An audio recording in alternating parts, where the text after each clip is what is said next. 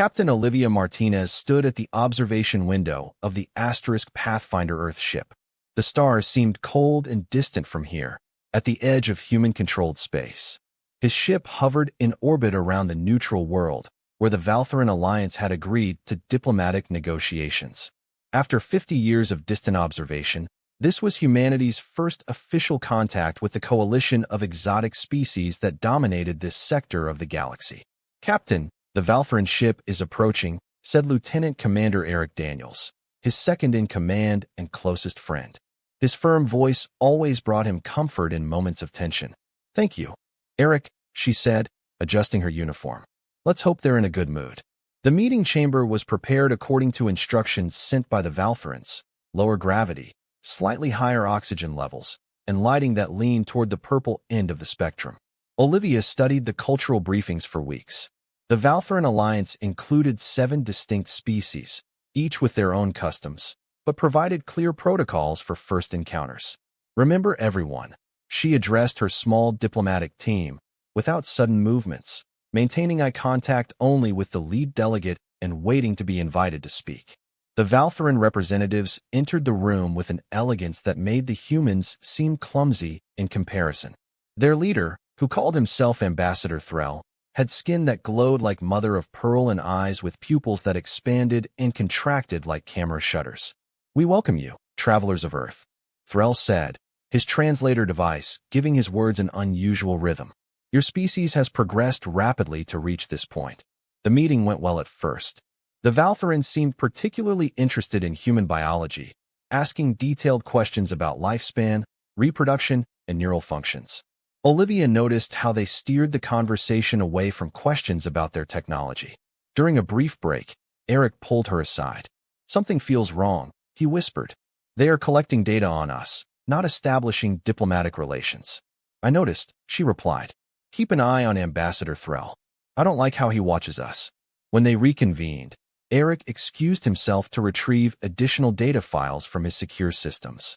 15 minutes passed. So 30. Olivia sent a junior officer to check on him. The officer returned pale. "Captain, Lieutenant Commander Daniels is gone. His security badge was found near Airlock 3, but there is no record of it being used. The ship's sensors show no unauthorized entries or exits." Olivia immediately called for a search of the entire ship, maintaining her diplomatic composure towards the Valtharans.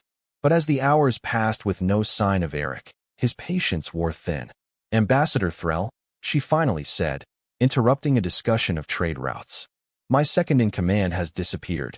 I need to know if your people have any information about this." The ambassador's pupils contracted into tiny pinpoints. "Captain Martins, I assure you that we have no knowledge of your officer's whereabouts. Maybe he just walked away. On a sealed diplomatic ship, impossible," she said. "Our security records show unusual energy readings near Airlock 3 at the time he disappeared." "Are you accusing us of something, Captain?" Threll's voice lost its melodic quality. "Because such accusations could end our diplomatic relations before they began. Your species is not yet worthy of full membership in our alliance. Don't test our patience." For 3 days, Olivia demanded answers as her team searched every inch of the Pathfinder asterisk. The recordings of and security for the relevant period have been mysteriously corrupted. The Valtharan ship's scans have been blocked by unknown technology. Finally, with no progress and under pressure from Earth Command, Olivia was forced out of orbit. The Valtharans left without further communication. In Eric's quarters, Olivia found his personal tablet with a half-written message. "Captain, I found something in there. Transmission data. I think they've caught humans before. Check frequency patterns." The message ended there. Also on his desk was a worn photograph of his parents on their Iowa farm and of his younger sister at her college graduation. When the Pathfinder asterisk jumped to faster than the speed of light, Olivia grabbed the photograph and made a silent promise. "I'll find you, Eric. Whatever it takes." Back on Earth, Olivia Martinez stood at rigid attention in Admiral Gregory Patterson's office. The floor-to-ceiling windows offered a view of San Francisco Bay, but she kept her eyes straight ahead. "Captain, I understand your concern about Lieutenant Commander Daniels," Admiral Patterson said, his voice tired and measured. "But we cannot risk our relationship with the Valtharan Alliance based on suspicion alone." "Sir, The energy readings we detected do not match any known technology in our database, Olivia said. And Eric's message clearly suggested that this isn't the first time they've taken someone. The Admiral sighed. The Valthorans are centuries ahead of us, Martinez. If we want access to their medical and propulsion technologies, we need to maintain diplomatic relations. Their accusations could set us back decades. So we abandoned Eric. Her voice rose slightly, and she forced herself to calm down. We have filed a formal investigation through the appropriate channels. That's all we can do, Patterson said, dismissing her with a wave of his hand. You are on leave for 2 weeks. Get some rest. Olivia left the building furious. In the square outside, she noticed a woman waving at her, tall, with curly red hair tied into a neat bun. Captain Martinez, asked the woman, approaching quickly. I'm Dr. Samantha Wright, Shinobiology Department. I need to talk to you about Lieutenant Commander Daniels. They found a quiet corner in a nearby coffee shop. Dr. Wright pulled out a tablet and displayed a series of graphs. For the past 6 months, I have been tracking unusual energy patterns at our deep space monitoring stations, she explained. At first, I thought it was just background noise. But then I noticed a pattern. She swiped to another screen. The same energy signature appears every time a human ship comes into contact with an alien ship, particularly Goldarin. Olivia leaned forward, and you detected it when Eric disappeared. Exactly. But here's what's interesting. I found similar records from 50 years ago. Each time, someone disappeared. 50 years. That's when we started deep space exploration. Olivia said yes. And in each case, the investigation was classified and buried. Samantha said, her voice dropping. I only found them because I was crossing xenobiological data with missing person reports for my research. Over the next week, Olivia and Samantha dug through old files and records. They discovered dozens of cases in which humans disappeared during contact with alien species. In each case, Earth's government presented mild protests that took no real action. It's like they don't want to know. Samantha said one night, surrounded by holographic displays in her small apartment, or they already know and don't care. Olivia replied sternly. See this one from 2157. A scientific officer disappeared during a negotiation of AM iteration. The captain filed a detailed report on unusual energy readings, exactly as we detected. The report was buried. And 3 months later, Earth signed an exclusive agreement for rare minerals. They are exchanging people for technology. Samantha whispered, horror in her voice. We need proof, Olivia said. And we need to get this to someone who will listen. They compiled all the evidence and returned to Admiral Patterson's office. His face darkened as they presented their findings. This is confidential material, he said coldly when they were finished. How did you access it? That's your answer. Olivia asked in disbelief, not worried about the missing people. Captain Martinez, you are exceeding your limits. Patterson said, standing up. Dr. Wright, your security clearance has been revoked, effective immediately. You two must end this investigation. Sir, with all due respect, Olivia began. That's an order. Captain Patterson retorted. Be thankful you're not pressing formal charges. Now leave. In the hallway outside, Samantha grabbed Olivia's arm. There was a name that kept appearing in the older files, she whispered. Something called the Lazarus Protocol. It was mentioned in connection with a contingency plan should aliens ever take our people. Where do we find information about this? Olivia asked. The files mentioned someone named Admiral Joseph Caldwell. He's retired now, but he created the protocol. Samantha found an address on her tablet. He lives in the mountains of Colorado. Olivia looked at the address, and then at the photo of Eric she now carried with her. Bring warm clothes, she said. We're going to Colorado. The mountain road wound through dense pine forests. The snow fell in soft chunks, covering the rental car's windshield faster than the wipers could clear it. Olivia gripped the steering wheel tightly as Samantha checked the map on her tablet. It should be just ahead, Samantha said. Records show he purchased this property 30 years ago after retiring. The house suddenly appeared around a bend, a large wooden cabin with smoke rising from the chimney. Solar panels and a small wind turbine suggested it was largely self-sufficient. They parked and walked through ankle-deep snow to the front door. Before they could knock, the door opened. A tall man with a white beard and alert blue eyes stood there, holding an old-fashioned shotgun. The Admiral called it well? Olivia asked. No one has called me Admiral in a long time, he said, narrowing his eyes. Who are you and why are you here? I'm Captain Olivia Martinez. This is Dr. Samantha Wright. We need to talk to you about the Lazarus Protocol. The old man's face turned pale. He lowered the shotgun and looked past them, scanning the trees, to go inside. Quickly, once inside, Caldwell closed the heavy curtains and activated what appeared to be a signal jammer. Talk, he said, pouring each of them a cup of hot coffee. How do you know about Lazarus? They explained everything: Eric's disappearance, the pattern of missing people, and the buried reports they discovered.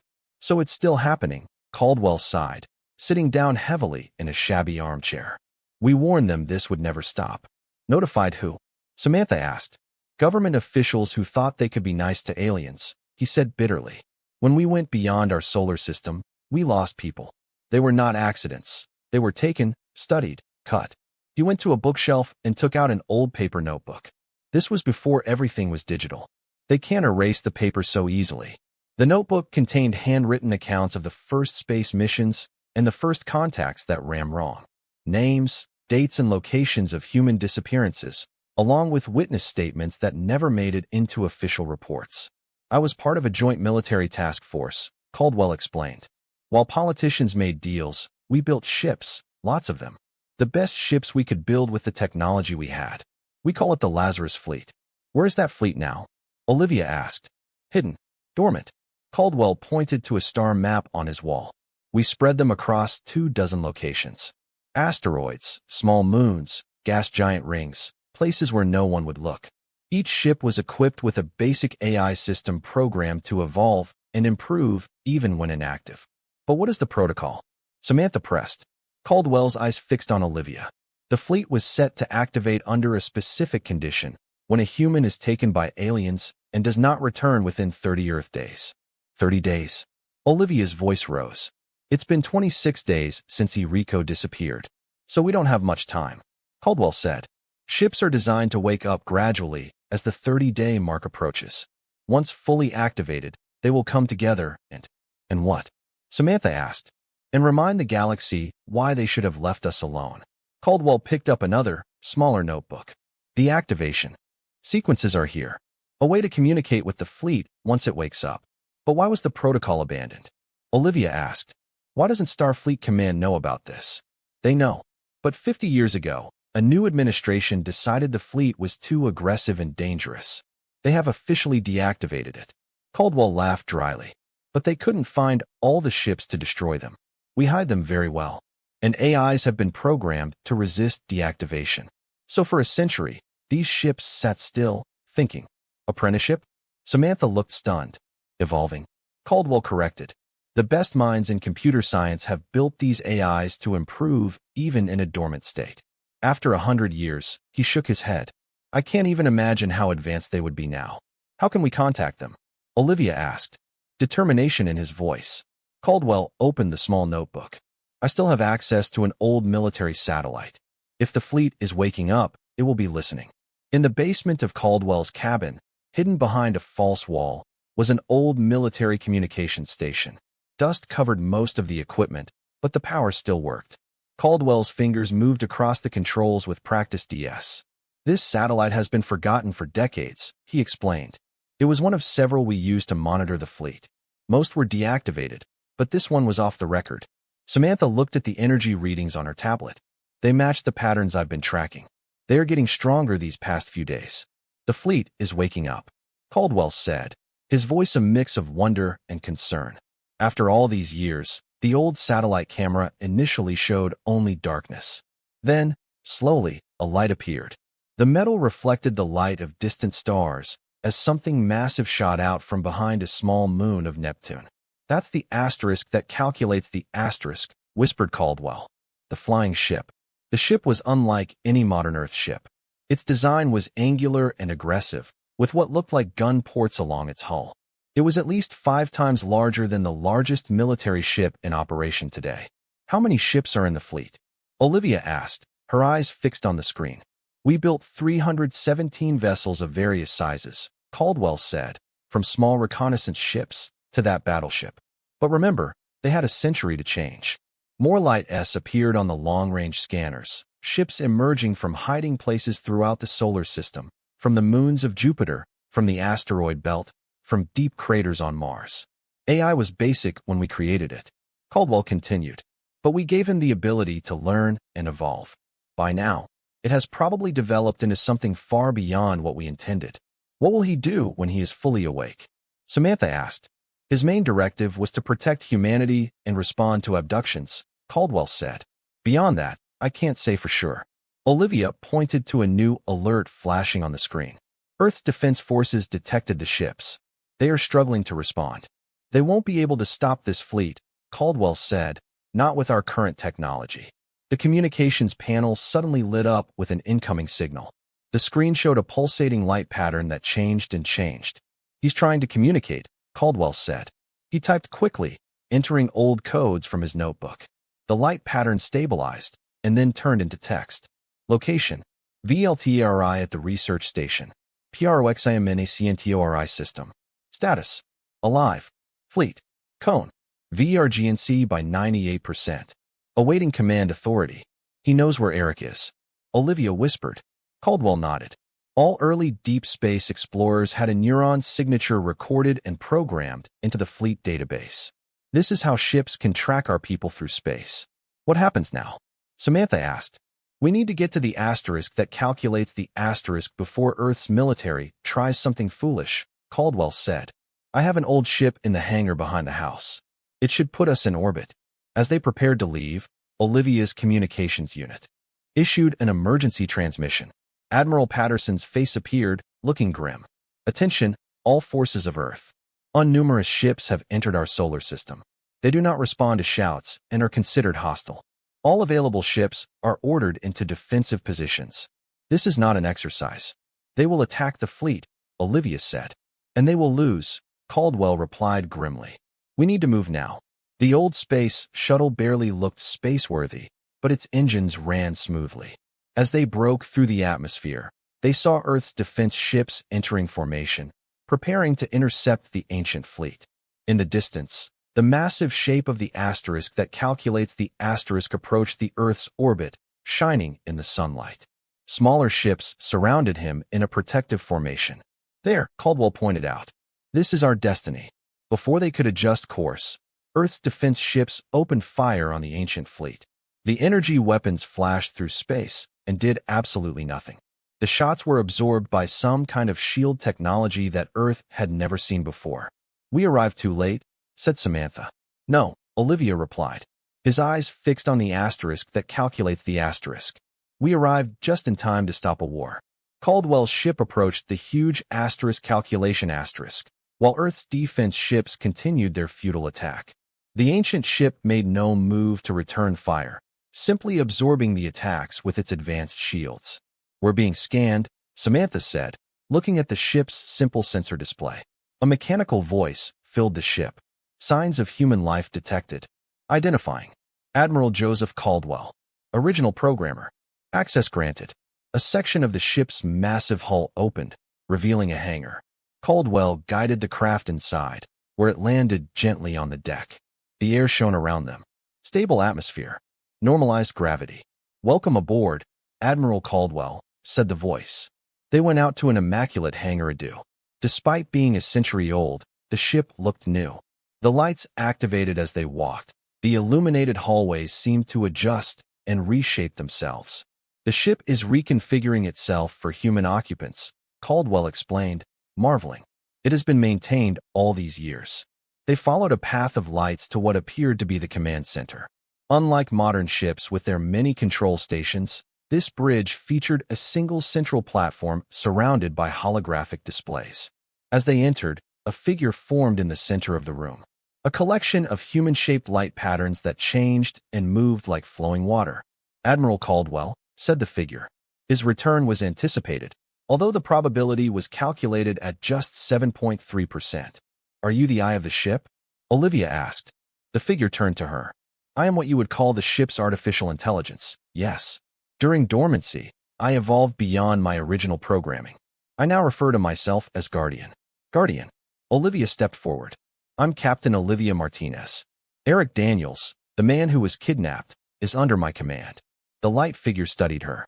Your neural patterns indicate truthfulness and authority. I recognize your command status, Captain Martinez. Can you tell us more about Lieutenant Commander Daniels? She asked. You said he's alive. Guardian nodded. A surprisingly human gesture. Your neural signature remains active, but shows patterns consistent with distress. He is being held at a Valtharan research facility in the Proxima Centauri system, along with 27 other humans captured over the past 11 years. 27, Samano gasped. All still alive. Correct, although some have been significantly changed through experimentation. Olivia felt bad. We need to rescue them. That's my prime directive, the Guardian confirmed. However, we must first address the immediate situation. Earth's defense forces continue their attack, and a more substantial fleet has been mobilized from Mars. As if on cue, the holographic displays showed Admiral Patterson's flagship leading a formation of 20 heavy cruisers towards his position. Can you communicate with them? Olivia asked. I have tried standard protocols. They refused to acknowledge it. Suddenly, the ship closed slightly. They switched to nuclear weapons, the Guardian calmly reported. Ineffective, but shows escalation of intent. We need to stop this before someone gets hurt, said Olivia. Can you disable their weapons systems without damaging the ships? Guardian paused. Light patterns changing faster. Yes, initiating targeted electromagnetic pulse.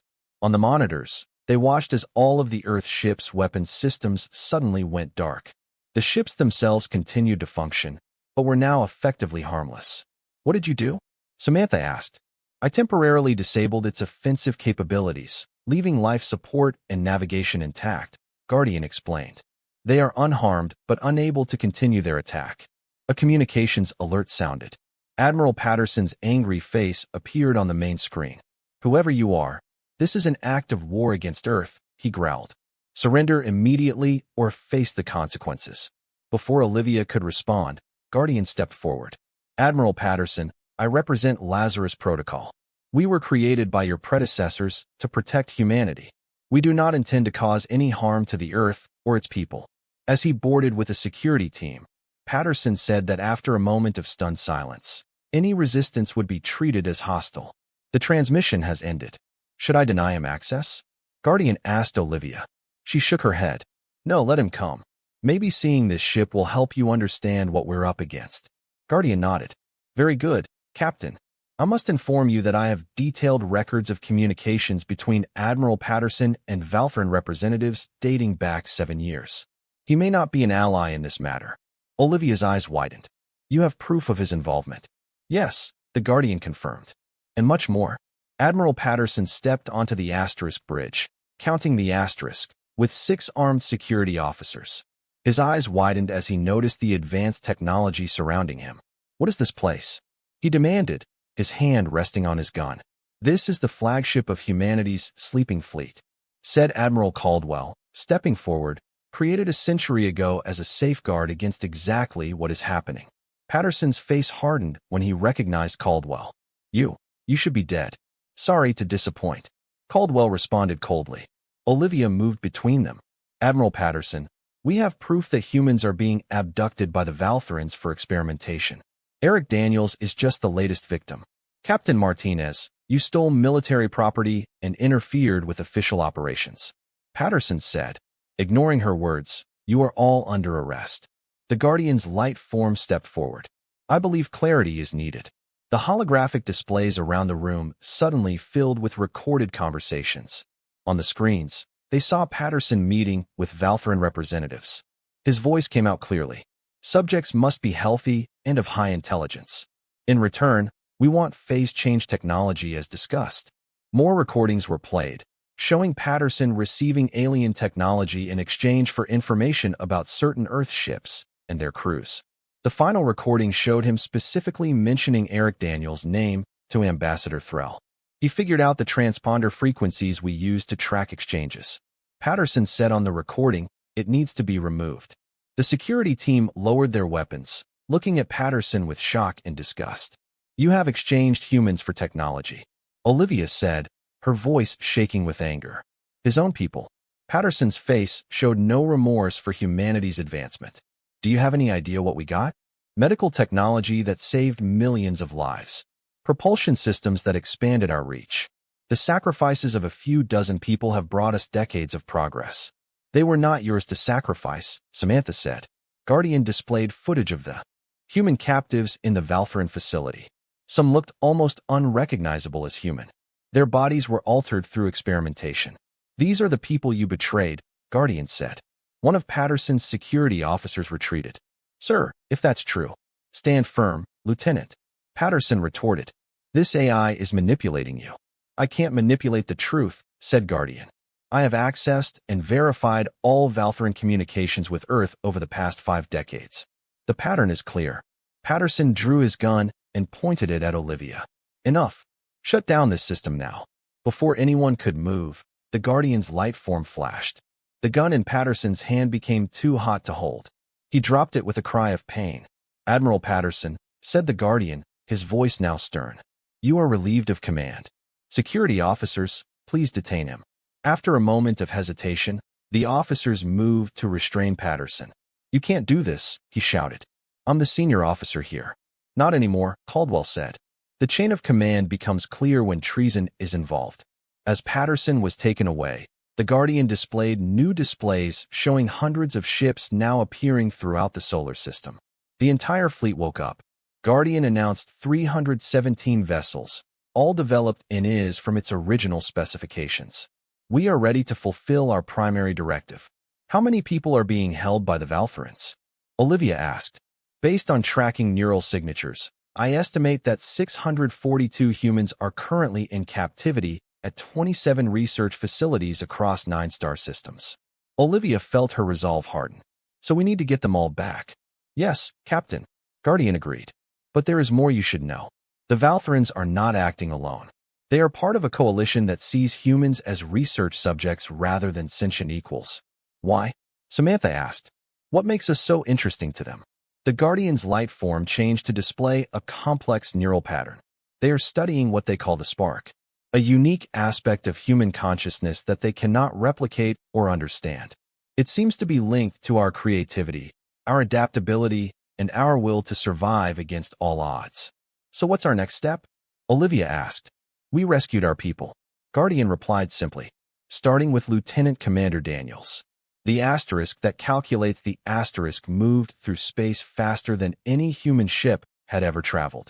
Guardian explained that the fleet developed a new form of propulsion during its century of dormancy. Olivia stood on the bridge with Samantha and Caldwell, watching as they approached the Proxima Centauri system. Guardian equipped them with elegant combat suits unlike anything in Earth's arsenal. These suits will connect directly to your neural systems. Guardian explained how the costumes mold to fit perfectly. They increase strength, speed, and offer advanced protection. How do we use them? Asked Samantha, raising her arm to watch the material move like liquid metal. Just think about what you need, and the process will respond. Guardian replied. The holographic display showed their target, a huge space station orbiting the second planet of Proxima Centauri. It glowed with purple energy fields and had dozens of Valtharan ships docked along its outer ring. That's where they keep Eric and the others. Olivia asked. Correct, replied the Guardian. I detect 47 human neural signatures in there. The station is heavily guarded, but our technology exceeds theirs. Guardian directed 6 smaller ships from the fleet to join them. Together, they formed a battle group approaching the Valtharan station. We are being scanned, announced the Guardian. They have detected us and are erecting defensive shields. Can we communicate with them? Olivia asked. Open channel, replied Guardian. Valtharan's face appeared on the main screen. Not Ambassador Threll, but a different officer with pale golden skin and wide, unblinking eyes. Unknown ships, you have entered protected space. Identify yourself immediately. The Valtharan demanded. Olivia stepped forward. I'm Captain Olivia Martinez of Earth. You are holding our people against their will. We came to bring them home. The Valtharan's eyes narrowed. Your species is designated as a research subject under Covenant law. You have no legitimacy to make demands. We are not making demands. Olivia replied coldly. We are giving you a chance to free the humans you have captured. All of them. The Valtharan made a click that could have been a laugh. Your primitive ships pose no threat to this installation. Withdraw now, or we will be forced to capture your ships for study as well. The transmission was cut off. They are fueling weapons, the Guardian reported, and launching fighter jets. Can we deactivate them without destroying the station? Olivia asked. The captives are still inside. Yes, said the Guardian. Targeted attacks can neutralize your defenses while preserving the structure. The space around them lit up as the Valtharan ships opened fire. Their energy weapons hit the ancient fleet's shields harmlessly. The Guardian ships responded with precise beams that passed through the Valtharan defenses as if they weren't even there. One by one, the station's weapons systems were erased. Protected docking access, Guardian announced. The rescue team can proceed. Olivia led the way with Samantha and a security team close behind. Their suits protected them as they moved through the station's corridors. When the Valtharan guards attempted to stop them, the Guardian systems simply shut down their weapons. They arrived at a heavily guarded door with alien writing on it. This is the main research chamber. The Guardian's voice spoken through the helmet arrives. Sensors detect various signs of human life beyond this door. The door melted at the Guardian's command, revealing a horrific sight. Humans floated in transparent tanks filled with a bluish liquid. Monitoring devices were attached to their bodies and heads. Some appeared to have been surgically altered. Olivia quickly went to the tank labeled with Eric's name. He floated unconscious, thin tubes penetrating his skull. Can we remove them safely? She asked. Yes, replied the Guardian. I'm neutralizing the suspension fluid now. They will start to wake up soon. The liquid was drained from the tanks. Calculating medical teams moved forward to help the captives. Eric's eyes opened as Olivia helped him out of the tank. Recognition slowly dawned on his face. Captain, he whispered hoarsely. Is this real? It's real, Eric, she said, her voice breaking slightly. We found you. As the rescue progressed, Samantha accessed the Valtharan research computers. Her face turned pale as she read. Olivia, she called. You need to see this. They have been experimenting on humans for centuries, trying to extract and replicate what they call the spark of human consciousness. Were they successful? Olivia asked. Samantha shook her head. No, but they have used research to improve their own species, and the experiments are becoming more invasive. A station-wide alarm suddenly sounded. What is happening? Olivia asked. The rescued humans were quickly transported to the calculation while Olivia and Samantha remained on the bridge. Eric, still weak but insistent on helping, joined them after receiving medical treatment. The main Valtharan fleet has arrived, Guardian announced. 37 capital ships with escort ships. They are forming battle positions near Jupiter. The holographic display showed the massive alien fleet. Their ships were sleek and organic in design, with bright purple energy signatures. They sent a communication, the Guardian said. A Valtharan appeared on the screen, older than the others they had seen, with ornate markings on his face. I am High Commander Zeth of the Valtharan Alliance, he said. You have violated our sovereign territory and stolen our research objects. This is an act of war. Olivia stepped forward. These research subjects are human beings with rights and freedoms. You took them against their will. Your species has signed agreements. Allowing limited research, Zeth responded coldly. Corrupt individuals signed these agreements, not humanity as a whole, Olivia countered. And nothing gives you the right to experiment on sentient beings. Zeth's eyes narrowed. You cannot understand your place in the cosmic order. Young species like yours provide the resources needed for advanced civilizations. The Guardian's light form moves alongside Olivia. Maybe you can't understand humanity, Commander and Zeth. They do not accept subservience easily. The ancient fleet was fully assembled now. Over 300 ships of various sizes forming a protective barrier between Earth and the Valtharan Armada. You have a chance, Olivia said. Free all human captives in your territories and recognize our sovereignty. We are willing to establish peaceful relations, but not as guinea pigs. Zeth made a dismissive gesture. Their primitive fleet cannot resist the power of the Valtharan Alliance. We have dominated this sector for 10,000 years. You've never faced humanity with technology like it before, Caldwell said calmly. This is your final warning, Olivia stated firmly. Zeth cut the transmission without responding. Moments later, the Valtharan fleet opened fire. The space between Jupiter and Earth lit up with energy weapons. The shields of the ancient fleet easily withstood the attack, glowing blue where the enemy weapons struck. Their technology is advanced, Guardian noted, but ours has evolved beyond their understanding. Should I demonstrate our capabilities? Olivia nodded sternly. Disable your weapons, but try to avoid casualties. Guardian directed the fleet with perfect coordination. Precision beams hit key systems on the Valtharan ships, shutting down weapons and engines without destroying the ships. Some Valtharan captains, seeing their weapons useless, broke formation and retreated. Others pressed the attack, firing everything they had to no effect. "They're launching some kind of boarding craft," Eric warned, pointing to small objects shooting toward the asterisk representing the asterisk. "Intercepted," Guardian responded calmly. Objects froze in space, trapped in invisible fields. A single Valtharan warship, larger than the others, advanced straight toward Earth. "The commander's flagship is trying to bypass our line," Samantha said. "They are charging something different," the Guardian reported. "A weapon on a planetary scale." "Stop them," Olivia ordered. The asterisk calculation asterisk moved with impossible speed, positioning itself directly in the warship's path. A bright beam of energy shot from the Valtharan ship, hitting the asterisk head-on. For a moment, the ancient shift shield shone with a dazzling brilliance. Then the energy was absorbed completely. "Weapon neutralized," the Guardian announced.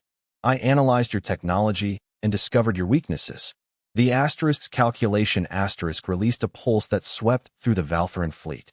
One by one, their ships were erased. All systems shut down except life support. Commander Zeth's face appeared on the screen again, now illuminated only by emergency lighting. "How is this possible?